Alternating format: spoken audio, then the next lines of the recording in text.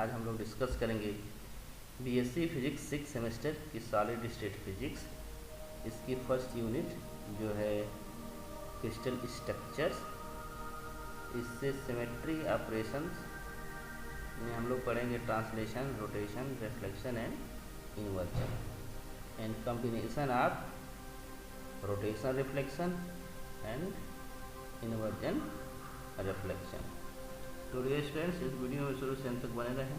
Students, सबसे पहले हम लोग बात करेंगे सिमेट्री ऑपरेशंस की। सिमेट्री ऑपरेशन होता क्या है? तो a symmetry operation is that which transform the crystal to itself, that is a crystal remains invariant under a certain operation. तो यहाँ कहा जा रहा है कि जो सिमेट्री ऑपरेशन होता है यह एक ट्रांसफॉर्मेशन होता है क्रिस्टल के अंदर इट सेल्फ ही ट्रांसफॉर्मेशन होता है। और इस तरह से ट्रांसफॉर्मेशन होता है कि क्रिस्टल जो है वो इनवेरिएंट रहता है अंडर सिमेट्री ऑपरेशन। जो हम सिमेट्री ऑपरेशन अप्लाई करते हैं उस सिमेट्री ऑपरेशन की एप्लीकेशन से जो क्रिस्टल में जो ट्रांसफॉर्मेशन आता है वह इनवेरिएंट रहता है, उसे हम सिमेट्री ऑपरेशन करते हैं। यानी जो सिमेट्री ऑपरेशन हम अप्लाई करेंगे वे सिमेट्री ऑपरेशन से लैटिस जो पॉइंट्स होंगे उसके सराउंडिंग में कोई इफेक्ट नहीं पड़ेगा। जो सराउंडिंग स्टार्टिंग में ऑपरेशन अप्लाई करने के बाद भी वही रहेगा। These operations are translation, rotation, reflection and inversion. तो ये जो सिमेट्री ऑपरेशन है ये चार तरीके के हो सकते हैं। पहला जो है ट्रांसलेशन, क्योंकि हम लोगों ने स्टडी किया ट्रांसलेशन वेक्टर फॉर्म में। नेक्स्ट है rotation, reflection and inversion. The translation operation apply to lattice only, while all the remaining operations and their combinations applied to all objects and are collectively known as point symmetry operation। तो यहाँ पर जो lattice पर जो होता है apply होता है जो सिर्फ वो है ट्रांसलेशनल ऑपरेशन या ट्रांसलेशनल सिमेट्री। बाकी जो सिमेट्री हैं जैसे रोटेशन हो गया या रिफ्लेक्शन या फिर इन्वर्जन या फिर इनका कम्बिनेशन, यह जो है कि किसी भी ऑब्जेक्ट पर अप्लाई किया जा सकता है लैटिस के अंदर।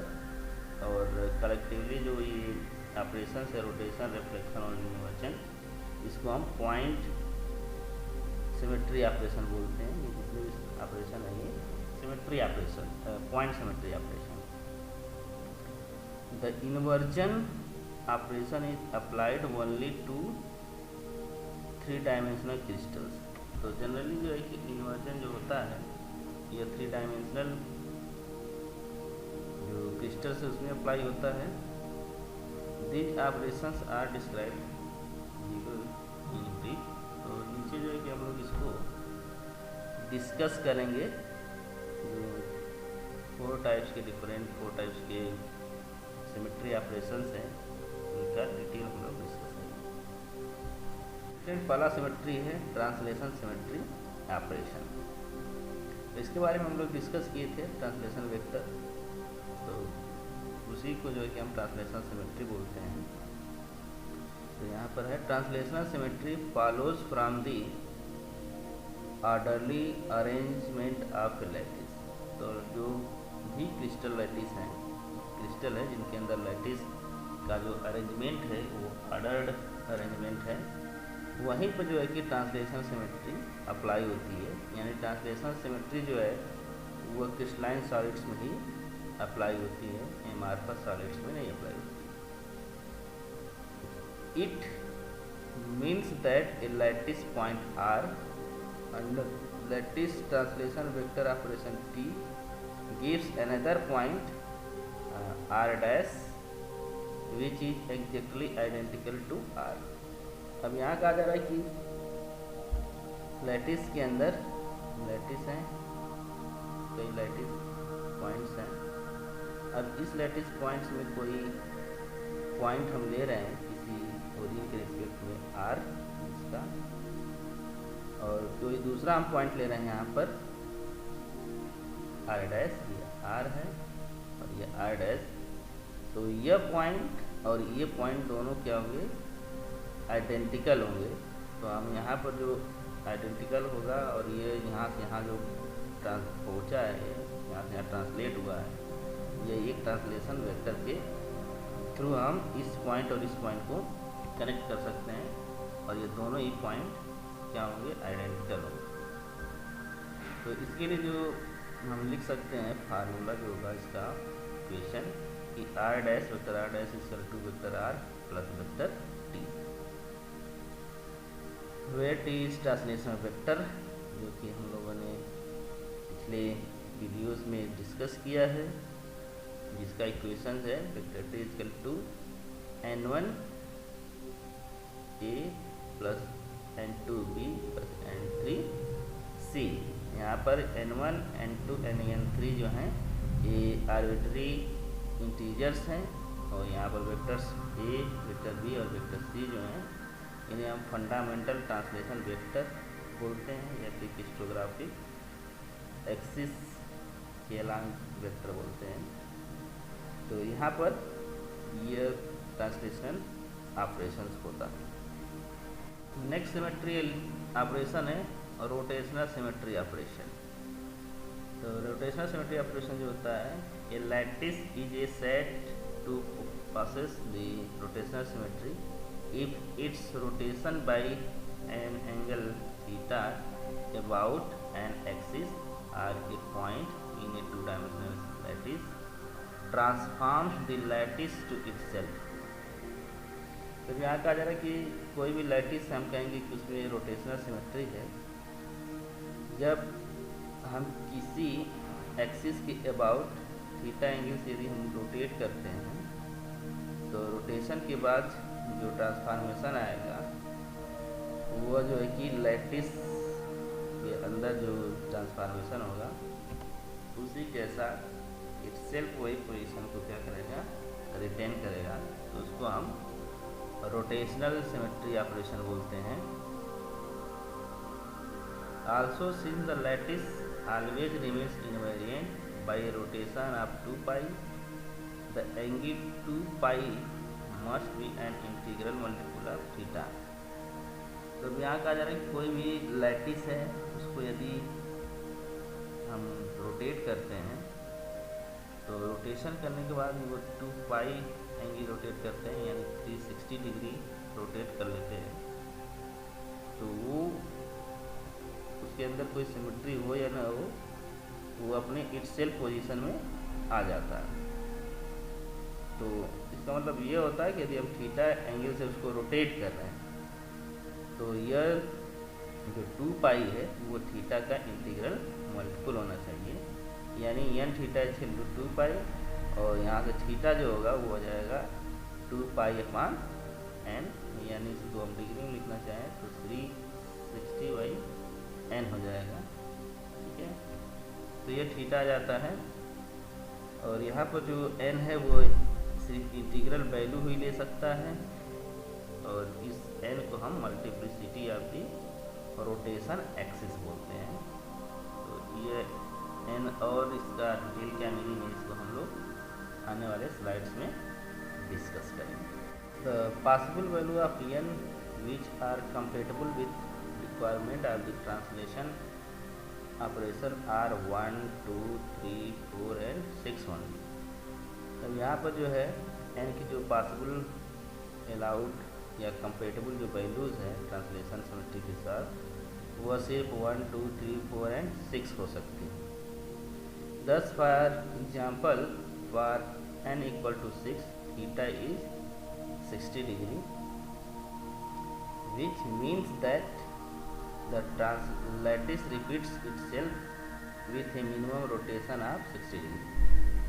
तो यहाँ पर n 60 डिग्री आने का मतलब यह है, थीटा 60 डिग्री आने का मतलब यह है कि जो लैटिस है वो मिनिमम 60 डिग्री रोटेट करेंगे से तो वो अपने इटसेल्फ पोजीशन को रिपीट करेगा। Such a rotation is illustrated in the figure below. तो यहाँ पर ऐसे ही एक 6 n = 6 के लिए दिखाया गया है। यहाँ पर यह एक्सिस है, यहाँ से इसके परपेंडिकुलर। अब यहाँ पर यह 7 एक ऑब्जेक्ट है, इसको हम रोटेट कर रहे हैं 60 डिग्री। यहाँ से यहाँ है, फिर अगला नेक्स्ट 60 डिग्री पर यहाँ आएगा, फिर नेक्स्ट 60 डिग्री यहाँ, फिर नेक्स्ट यहाँ, फिर नेक्स्ट यहाँ, फिर वापस यहाँ। तो यहाँ पर जो 7 है वही 7 यहाँ पर भी है, यहाँ पर भी है। तो यह 60 डिग्री जो एंगल है, इस एंगल से रोटेट किया जा रहा है। तो यह जो ऑब्जेक्ट यहाँ पर वही ऑब्जेक्ट यहाँ पर इटसेल्फ रिपीट हो रहा है। तो इसको हम रोटेशनल सिमेट्री बोलते हैं। और यह जो एग्जाम्पल है वह रेगुलर हेक्सागन का एग्जाम्पल है।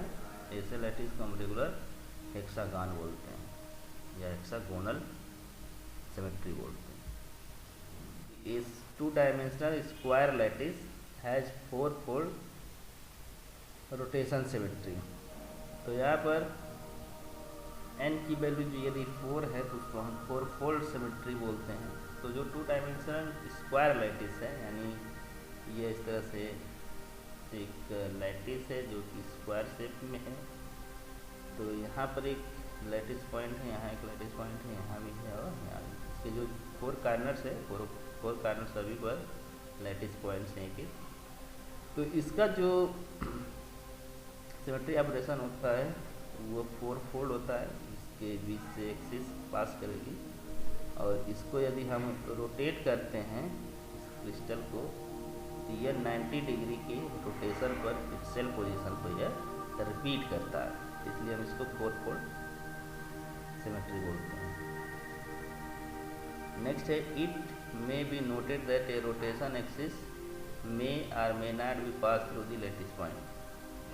तो अब यहाँ पर नोट करने वाली ये बात है कि जो ये रोटेशन एक्सिस है, जैसा कि स्क्वायर लैटिस में भी देख सकते हैं, यह या तो लैटिस पॉइंट से पास भी कर सकती है और लैटिस पॉइंट से पास नहीं भी कर सकती है। तो इस केस में आप देख सकते हैं जो एक्सिस है ये लैटिस पॉइंट से पास नहीं हो रही, तो इसलिए यह पास भी हो सकती है, नहीं हो सकती। नेक्स्ट फैक्ट है कि द फैक्ट दैट 5-फोल्ड rotation is not compatible with translation symmetry operation, that is only 1, 2, 3, 4 and 5 6-फोल्ड रोटेशंस आर परमिसिबल। तो यहाँ पर हम देख नोट करना है, हमें नोट करना है या ये फैक्ट ये है कि जो 5-फोल्ड सिमेट्री होता है, 5-फोल्ड यह जो है कि एग्जिस्ट नहीं करता है या ये कंपेटेबल नहीं होता है विथ ट्रांसलेशन। ट्रांसलेशन के साथ यह कंपेटेबल नहीं होता है। सिर्फ 1, 2, 3, 4 एंड 6 ही हैं जो कि ट्रांसलेशन के साथ क्या होते हैं, कंपेटेबल होते हैं। और क्यों नहीं कंपेटेबल होते इसका हम लोग आने वाले स्लाइड्स में डिस्कस करेंगे। तो अब बात करते हैं कि वाई 5-फोल्ड rotation symmetry is not compatible. तो 5-फोल्ड जो रोटेशन है वो लैटिस के साथ, जो ट्रांसलेशन सिमेट्री है उसके साथ कंपेटेबल नहीं है। ऐसा क्यों है ये हम लोग देखेंगे। तो मान लेते हैं let T be a lattice translation vector and let the lattice have n-fold rotational symmetry with rotation axis passing through the lattice point perpendicular to the plane of paper।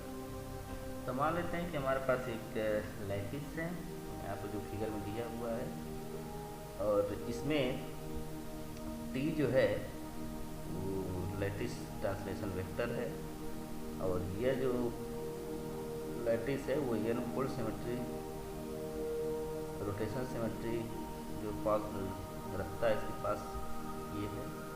और इसमें जो रोटेशन एक्सिस है वो lattice point के perpendicular, जो plane of paper है उसके perpendicular है लैटिस पॉइंट से।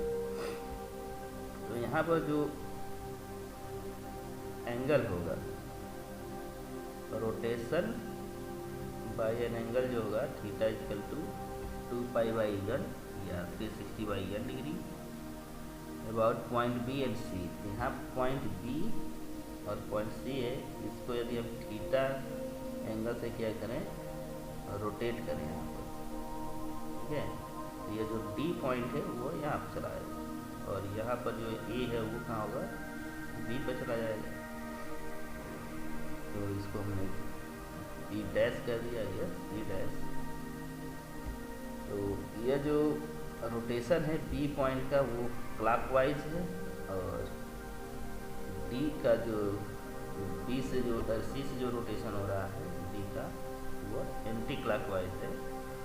और बी और सी जो पॉइंट्स है रोटेशन के बाद जो यहाँ पर सी डैश या बी डैश मिल रहा है, ये क्या होना चाहिए, आइडेंटिकल होना चाहिए, या आइडेंटिकल ही होंगे ये दैट इज पॉइंट्स। तो ये जो लैटिस हैं ये ट्रांसलेशन सिमेट्री को शो करेंगे। तो यहाँ पर जो बी डैश सी डैश जो होगा ये must be integral multiple of B C. तो यहाँ से बी डैश और सी डैश जो डिस्टेंस होगा इसका इंटीग्रल मल्टीपल होना चाहिए। That means B dash C dash equal to M B into B C, यानी B dash C dash equal to M B C हो जाएगा। और यहाँ पर जो बी डैश सी डैश जो होगा उसकी वैल्यू 2t cos थीटा होगा और प्लस टी होगा। यहाँ से ये जो डिस्टेंस है बी डैश सी डैश जो होगा ये डिस्टेंस जो होगा डी डैश और यह डिस्टेंस मान लीजिए पी है और ये क्यू है। तो बी डैश सी डैश जो होगा B dash P plus P Q plus Q C dash होगा। और इसमें यदि यहाँ थीटा एंगल है तो यह डिस्टेंस यदि हम फाइंड आउट करेंगे ये डिस्टेंस तो यह आएगा टी कास थीटा। सिमिलरली यहाँ से यहाँ भी यह डिस्टेंस जो होगा टी कास थीटा होगा और यह जो डिस्टेंस है पी क्यू के बीच का वो डिस्टेंस टी है, तो ये डिस्टेंस क्या जाएगा टी हो जाएगा। तो यहाँ से B dash T C dash के जो बीच का डिस्टेंस है वो हो जाएगा 2t का थीटा प्लस टी। तो इसी को हम लोग यहाँ पर देख रहे थे। तो यहाँ पर तो 2t का theta plus T equal to हो जाएगा m into T, C B C का इंटीग्रल मल्टीपल होना चाहिए। तो यहाँ से हम निकालेंगे cos थीटा, तो इसकी वैल्यू जो आएगी cos थीटा इक्वल टू होगा m-1/2 और m-1 को हम n लिख सकते हैं, तो यह हो जाएगा n/2 where m is an integer and n is equal to m-1 is another integer. तो यहाँ पर m जो है इंटीजर है और जो m-1 होगा वो भी क्या होगा, ये इंटीजर ही होगा जो कि m से अलग इंटीजर होगा लेकिन इंटीजर ही होगा। सिंस वी नो दैट जो cos थीटा की वैल्यू होती है वो मिनिमम जो वैल्यू होती है -1 होती है और मैक्सिमम जो वैल्यू होती है +1 होती है। तो इसके अकॉर्डिंग हम यहाँ पर देखेंगे कि जो अलाउड वैल्यू होगी कैपिटल N की और स्मॉल n की वो कितने हो सकते हैं। तो कैपिटल N जो होगा ये इंटीजर ही होगा और cos थीटा जो है n/2 है। तो cos थीटा की मिनिमम वैल्यू -1 से +1 के ही बीच में होगी मैक्सिमम वैल्यू। तो -1 है तो n की वैल्यू -2 होगा और +1 है तो n की वैल्यू कैपिटल N की वैल्यू +2 होगा। तो इसको हम देख सकते हैं कि कैपिटल N जो होगा -2 से +2 के बीच में ही होगा। तो -2 हो सकता है n की वैल्यू, -1 हो सकता है, 0 हो सकता है, +1 हो सकता है और +2 हो सकता है। इसके अकॉर्डिंग यदि n की वैल्यू -2 है तो cos थीटा जो होगा -1 होगा और यहाँ से हम देख सकते हैं थीटा जो होगा वो 180 होगा और n की वैल्यू जो यहाँ पर आएगी वो क्या जाएगी 2 हो जाएगी। और यहाँ से हम देख सकते हैं जो सिमेट्री ऑपरेशन होगा जो रोटेशनल सिमेट्री होगी टाइप एक्सिस की, वो 2 फोल्ड सिमेट्री हो जाएगा। अब -1 है कैपिटल एन की वैल्यू, तो कास हो जाएगा -1/2। यहाँ से एंगल हो जाएगा 120 और ये हो जाएगा n 3 और एक्सिस हो जाएगी 3 फोल्ड एक्सिस। n यदि 0 है तो कास थीटा भी 0 होगा और एंगल जो होगा 90 डिग्री हो जाएगा और n की जो वैल्यू आएगी वो 4 आएगी और यहाँ पर जो एक्सिस होगा वो 4 फोल्ड सिमेट्री होगा।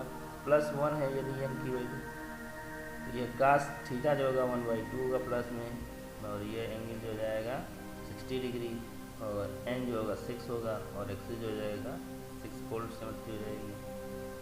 यदि कैपिटल N +2 है तो n/2 जो है कि +1 हो जाएगा और ये एंगल जो है 360 या 0 डिग्री हो जाएगा।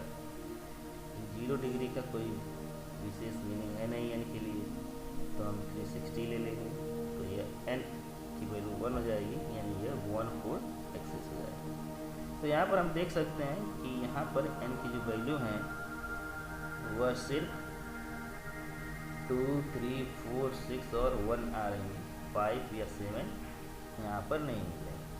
तो इसका मतलब ये होता है कि इक्वेशन थीटा 2π/n, यहाँ से जो पॉसिबल या परमिसिबल जो वैल्यू हमने कैलकुलेट किया वह 2, 3, 4, 6 एंड n ही है। दस वी कैन कैलकुलेट दैट जो 5 फोल्ड सिमेट्री है रोटेशनल सिमेट्री वह परमिसिबल नहीं है, not permissible because it is not compatible with lattice translation या ट्रांसलेशन सिमेट्री। तो लैटिस में जो ट्रांसलेशन सिमेट्री होता है उसके साथ 5 फोल्ड जो रोटेशन सिमेट्री है वो कंपेटेबल नहीं होता है, इसलिए 5 फोल्ड जो रोटेशन सिमेट्री है वो एग्जिस्ट नहीं करता। सिमिलरली जो है कि 6 फोल्ड, 7 फोल्ड, 8 फोल्ड या 9 फोल्ड रोटेशन सिमेट्री जो है कि पॉसिबल नहीं होती। तो यहाँ पर आप एक देख सकते हैं पेंटागॉन्स हैं, इसको वो अटैच करने की कोशिश किया गया है इसको फिल करने का। तो यहाँ पर देख सकते हैं कि ये पेंटागॉन्स के बीच में यहाँ स्पेस, यहाँ स्पेस ये छूट जा रहा है, यह पूरा जो लैटिस है वो कवर नहीं हो रही है। यहाँ भी देख सकते हैं ये 2 तरीके से इसको मैनेज करने की कोशिश की गई है, लेकिन किसी भी वे में ये स्पेस कम्प्लीटली फिल नहीं हो रहा। इसका मतलब ये लैटिस ट्रांसलेशन के साथ कंपेटेबल नहीं हो रहा। नेक्स्ट है reflection symmetry operation. A lattice is said to possess a reflection symmetry if there exists a plane or a line in 2 dimensions in the lattice which divides it into 2 identical halves which are mirror image of each other। तो यहाँ कहा जाता रहा है कि कोई भी lattice है उसको हम कहेंगे कि उसमें रिफ्लेक्शन सिमेट्री है यदि वहाँ पर एक प्लेन या कोई लाइन जो 2 डायमेंशन में यदि है तो लाइन और 3 डायमेंशन में है तो प्लेन एग्जिस्ट करता हो इन दी लैटिस, जो कि जो लैटिस है उसको 2 आइडेंटिकल हाफ पार्ट्स में डिवाइड करता हो जो कि एक दूसरे क्या हो मिरर इमेज हो दोनों हाफ पोर्शन। तो ऐसे सिमेट्री को हम रिफ्लेक्शन सिमेट्री बोलते हैं। And such a plane or line is represented by m, तो उसको m से डिनोट करते हैं। उस लाइन को 2D में तो लाइन और 3D में तो प्लेन। तो m जो है ये मिरर इमेज को रिप्रेजेंट करता है। The reflection symmetry of A nest wheel is illustrated below. तो यहाँ पर एक नेस्ट व्हील है, इसका यहाँ पर रिफ्लेक्शन दिखाया गया है। तो यहाँ जो ये लाइन है 2D में ये है, ये जो लाइन है इसका हम देख सकते हैं कि इधर का जो पोर्शन है और इधर का जो पोर्शन है वह एक दूसरे के क्या है मिरर इमेज, यानी ये लाइन जो है ये रिफ्लेक्शन सिमेट्री का काम कर रहा है। if we considering the combination of reflection with allowed rotation, we note that each allowed rotation axis can be associated with two possibilities. One is rotation with reflection and other is rotation without reflection. तो यदि हम reflection का allowed rotation के साथ combination को consider करें तो हम दो पॉसिबिलिटीज़ देख सकते हैं, एक कि रोटेशन हो और साथ में रिफ्लेक्शन हो, दूसरा जो कि रोटेशन हो और उसमें रिफ्लेक्शन न हो।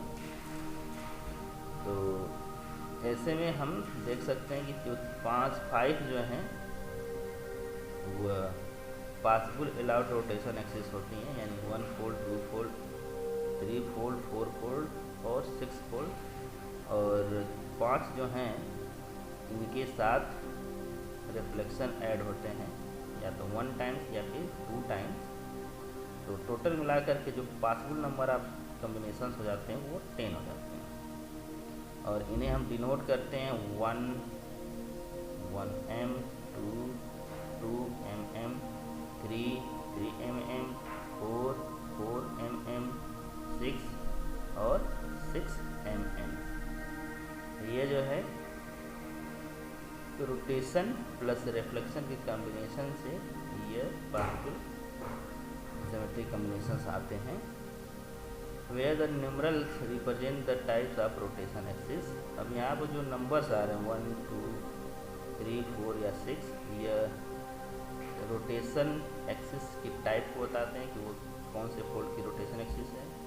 और जो फर्स्ट एम है, first M represents a plane in 3D for 3D lattice और lines for 2D lattice parallel to the rotation.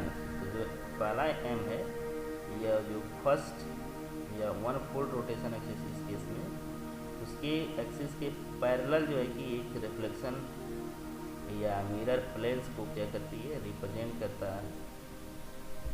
And the second M refers to another plane or line perpendicular to the rotation. और जो दूसरा वाला जो M है, second M, यह जो 2 fold, इस वाले केस में 2 फोल्ड एक्सिस के परपेंडिकुलर रिफ्लेक्शन को दिखा रहा है, और पहला वाला इसके पैरेलल डायरेक्शन का मिरर दिखा रहा है। तो आने वाले सेक्शंस में हम लोग एग्जाम्पल्स के साथ देखेंगे। पर जो है दिया गया है 10 2D point groups consisting of rotation and reflection symmetry operation. तो ये जो हमने अभी डिस्कस किया 10 टाइप्स के, इनको हम पॉइंट ग्रुप्स बोलते हैं, और ये 2 डायमेंशन के पॉइंट ग्रुप्स होते हैं। यदि क्वेश्चन आता है कि 2 डायमेंशन में पॉइंट ग्रुप्स की संख्या कितनी होती है, इसका आंसर होगा 10। और आने वाले सेक्शंस में हम लोग देखेंगे पॉइंट ग्रुप जब डिस्कस करेंगे तो 3D में इसकी जो संख्या होती है वो 32 होती है। तो ये जो दिया हुआ है यह 1 फोल्ड रोटेशन सिमेट्री शो करता है। ये जो नेच व्हील है, अब यहाँ एक एक्सिस होगा, इसको हम रोटेट करेंगे तो 360 डिग्री के रोटेशन पर ही ये इच सेल्फ पोजीशन को रिपीट करेगा। अब यह यदि हम दूसरा एग्जांपल देखें, यहाँ जो है कि मिरर यहाँ से यदि हम इसको एक्सिस लेते हैं और यहाँ से यदि हम इसको रोटेट करते हैं इसको, तो यहाँ पर 360 डिग्री रोटेशन पर इट्स सेल्फ पोजीशन यह आता है, यानी इसमें 1 फोल्ड सिमेट्री है। और प्लस यहाँ से यह एक्सिस के पैरेलल ही यह रिफ्लेक्शन भी शो कर रहा है। तो इसमें 1 फोल्ड और मिरर भी है इसमें, जो कि इसी एक्सिस के पैरेलल है। ये वाला जो है यह 2 फोल्ड रोटेशन एक्सिस है, यहाँ से हम रोटेट करेंगे तो यह 180 डिग्री के बाद इट्स सेल्फ पोजीशन यहाँ पर मिलेगा, और इसमें कोई भी मिरर प्लेन नहीं दिख रही है। हम यहाँ पर देखेंगे इस वाले केस में कि यह 2 mm है, यहाँ पर यह 2 फोल्ड सिमेट्री एक्सिस है, और यहाँ पर एक यहाँ से इसी के पैरेलल एक मिरर प्लेन है, और इसी के परपेंडिकुलर भी एक mirror plane.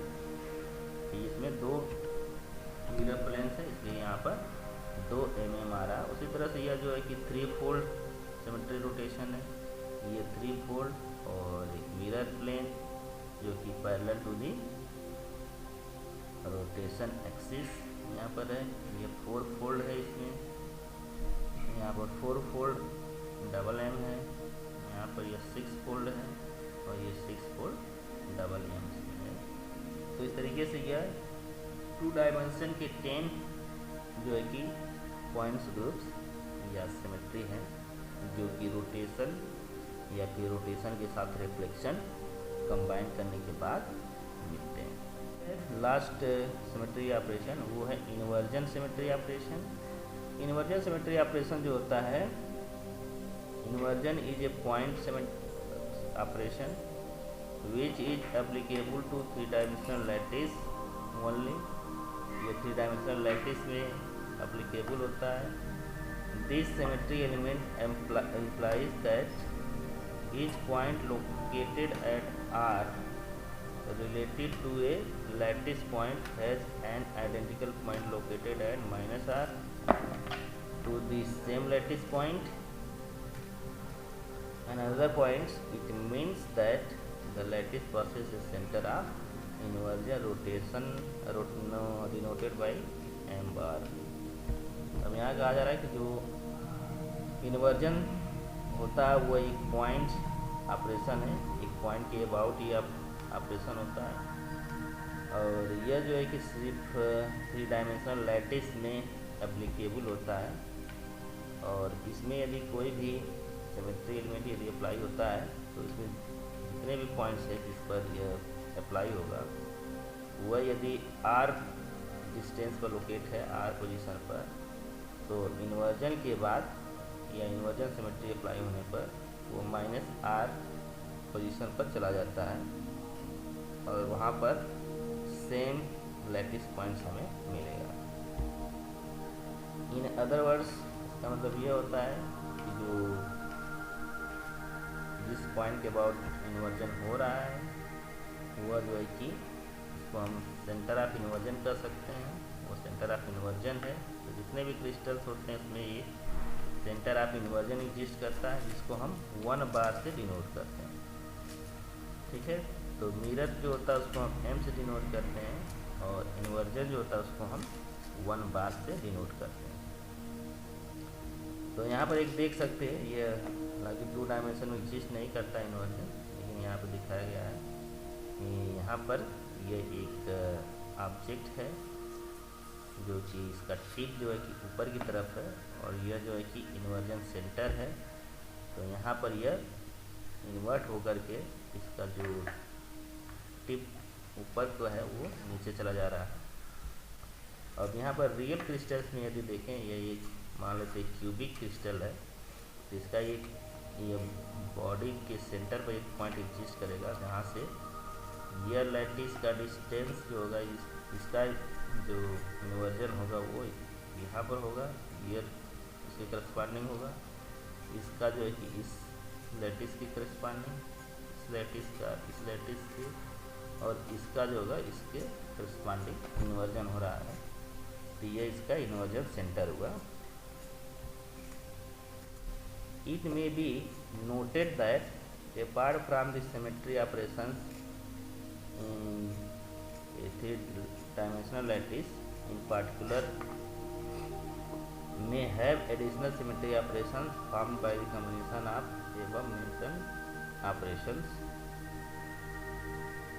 One such example is rotation inversion operation. These operations further increase the number of symmetry elements. These symmetry elements are further implies to determine the types of lattice possible in 2 or 3-dimensional space। तब यहाँ कहा जा रहा है कि जो symmetry operation 3 dimension में apply होते हैं उसमें हम इनका कॉम्बिनेशन भी ले सकते हैं कि जो रोटेशन, इन्वर्जन और ट्रांसलेशन और इस साथ साथ रिफ्लेक्शन है, तो इनको हम कंबाइन कर सकते हैं, रोटेशन और रिफ्लेक्शन को एक साथ, या रोटेशन और इन्वर्जन को एक साथ। तो उससे हमें रोटो रिफ्लेक्शन या रोटो इन्वर्जन मिलता है, जिसको हम लोग बाद में डिस्कस करेंगे। तो इससे जो सिमेट्री ऑपरेशंस हैं उनकी जो संख्या, सिमेट्री एलिमेंट्स की संख्या जो वो काफ़ी बढ़ जाती है। और ऐसे में हम 2 डायमेंशन या 3 डायमेंशनल स्पेस के लिए सिमेट्री एलिमेंट्स डिटरमाइन करेंगे आने वाले सेक्शंस में। तो इस वीडियो में इतना ही, फिर नेक्स्ट वीडियो में फिर नेक्स्ट टॉपिक को बात करेंगे। तब तक के लिए धन्यवाद। जय हिंद, नमस्कार।